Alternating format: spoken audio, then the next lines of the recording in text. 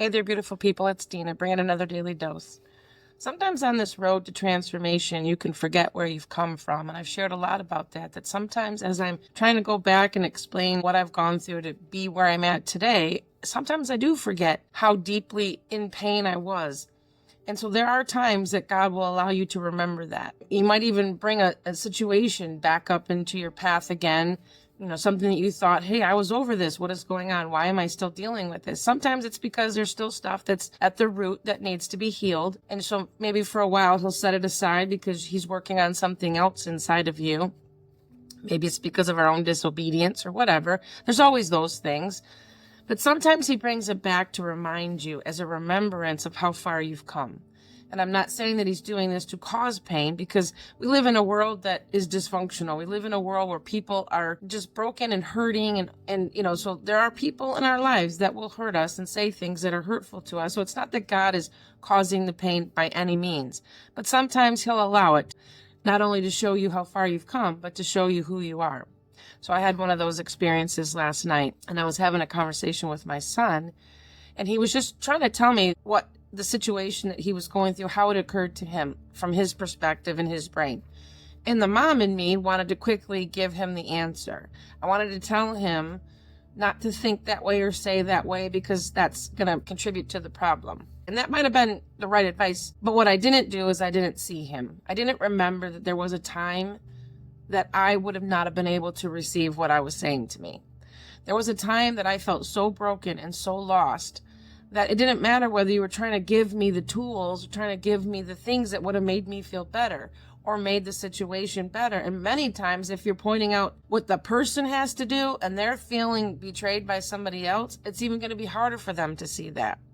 So again, there was a time that if somebody would have told me that there was something I had to do when I felt like I was betrayed or hurt by somebody else, I would have felt unseen by that person that was talking to me.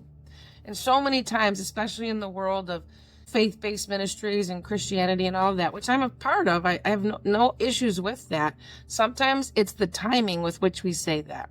Sometimes we've got to go back to that place of pain and just sit with that person and remember where you were at. Sometimes they don't want to hear any advice. They just need you to hear them first.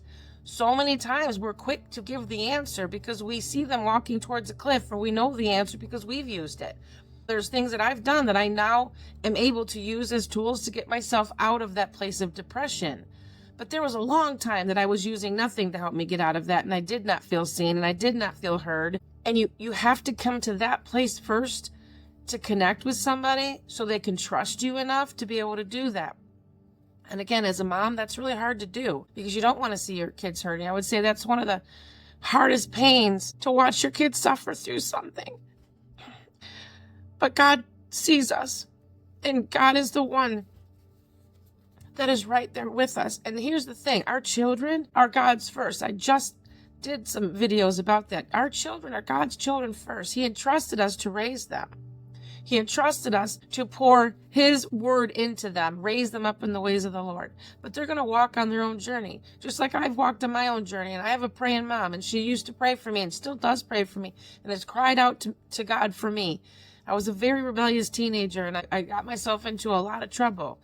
And there were times that I'm sure that she was grieving for her little girl and also angry. And she had all the emotions, and she was probably even angry with God, praying for me and covering me in prayer. And because of that, I'm okay today. What I'm saying is that God did something radical in my life and transformed my life. But sometimes I forget how far I've come. And when I'm speaking to my children, I forget that. So if any of my kids are listening, my heart is here. I am so sorry for that. But God did use that situation to help me. And this is why I'm bringing it here. This is why I'm being vulnerable now. Because sometimes you just need to listen. If somebody hears you complaining about something, don't always assume they're just complaining and murmuring. Sometimes they just need to be heard. Sometimes they need to know that there's safety in just saying how the situation occurs to them, even if you can see that what they're saying is wrong or what they're saying is contributing to the problem. It is okay to just listen.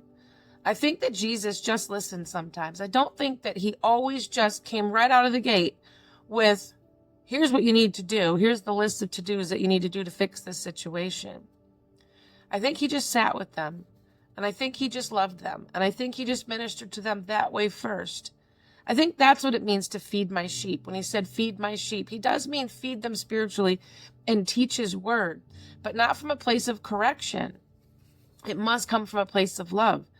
And sometimes God will take you back to that place where you were at so he can show you there are still people out there that are just like that.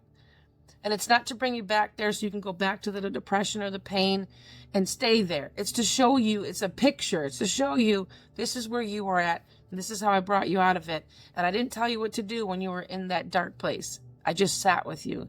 I just held your hand. I just comforted you. So it starts from there. It starts with just comfort. It starts with just listening. And again, as parents, it is so hard to do that. It's so hard for us to remember that we made a lot of mistakes, that we were going down the wrong path, that we spoke things about ourselves that weren't true, that we weren't walking in our true God-given identity. Because again, there's an enemy that wants to kill, steal, and destroy us. And he's trying to kill, steal, and destroy your children. So there is a holy fire that comes up inside of us. If you're a mom, if you're a warrior mom, that's what Especially Empowered Moms is all about. If you're one of those people, then you get angry and you want to fight back and you want to tell your kids to fight back. But sometimes they're so battle weary, they're not in a place to fight. Sometimes they need to go to triage. Sometimes they need to just sit in the tent, in the campsite, in the battlefield, and be ministered to. So that's really what I want to leave you here with today. But I want to give you a couple scriptures that really talks to this. So in Genesis 16:13, this is where it's talking about Hagar. And this is where she gives God a name. So God has many, many names, but this one is where she names him God El-Roi, which is the God who sees. She says, she gave this name to the Lord who spoke to her, you are the God who sees me. For she said, I have now seen the one who sees me. She saw God, but she says, now I see the one who sees me. The Amplified version of that one says, then she called the name of the Lord who spoke to her, you are the God who sees. For she said, have I not even here in the wilderness, so in our pain, in our struggles, remained alive after seeing him? Who sees me with understanding and compassion? God sees us with understanding and compassion. He doesn't want us to stay in that pain. He doesn't want us to stay in the wilderness. But he sees us first. He hears us first, and he expects us to do the same. If he's pulled you out of the wilderness and you've been able to find a place of refuge and you're being transformed and you're renewing your mind and all of that, then he expects us to remember how to care for those that are brokenhearted. That's that whole scripture that I brought to you the other day where it says, God is closest to those who are brokenhearted and he saves those that are crushed in spirit. He doesn't say that he only comes to you after you've figured it out, after you do all the things and you're supposed to say all the things and dot all the I's and never speak a negative word over yourself. Now, all those things are true. We shouldn't be speaking negative things over ourselves. We don't want to give power to the enemy. But sometimes you just got to let somebody say whatever is there and really just sit with them. Comfort them. You don't have to say anything. You could just listen and remember where you were at. And then the last one I want to leave with you, and this is about Jehovah Rapha. So there's Jehovah El-Roi, which is God who sees. Jehovah Rapha is the God who heals. And it's Psalm 147:3. And it says, he heals the brokenhearted and he binds up their wounds. He's the one that heals the brokenhearted and binds up their wounds. It's not us.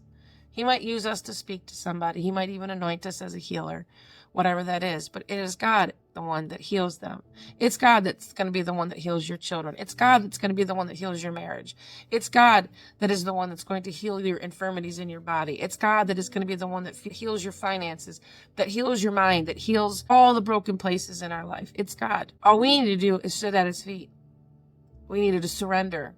We don't need to strive and stress and do that or give advice. And so God really needed to remind me of that today, and I'm so grateful for that. And again, not that I want to go back to a place of pain, but he reminded me of who I'm fighting for and who I'm speaking to. So if there's anything I've ever said that sounded like I was correcting or sounded like I am trying to tell you what to do, it only comes from a place of I have gone through so much training and so much inner healing and so much in my own journey that this is where I'm at now. But sometimes I forget where I came from. So I'm speaking to the one who is brokenhearted right now. If this came across your path, and I pray that it does, it's okay to be where you're at right now. It is absolutely okay to be where you're at, but God does not want to keep you there, and he will bring the right people across your path. And I pray that they are sensitive in their spirit to remember what it was like to be in that place. And I promise you, God has a plan for you. It is good. He is going to work this pain out. You will not stay in the wilderness. You need to surrender to him. If I'm going to give you any kind of to-dos, surrender it. Don't try to hang on to that. Just surrender it. I wish somebody would have probably told me that, because I was holding so tightly to my pain, because nobody could have told me otherwise, that there was any other way. And that's why I felt hopeless and why I felt like I wanted to end my life. I just didn't want to be in pain anymore. I didn't know how to let it go. I didn't know how to take my closed fist around my situation and let it go. So anyway, thank you for being a part of this journey with me, and thank you for letting me be vulnerable. Remember that I love you, and I can't wait for us to be back together again. So have an awesome day. Bye.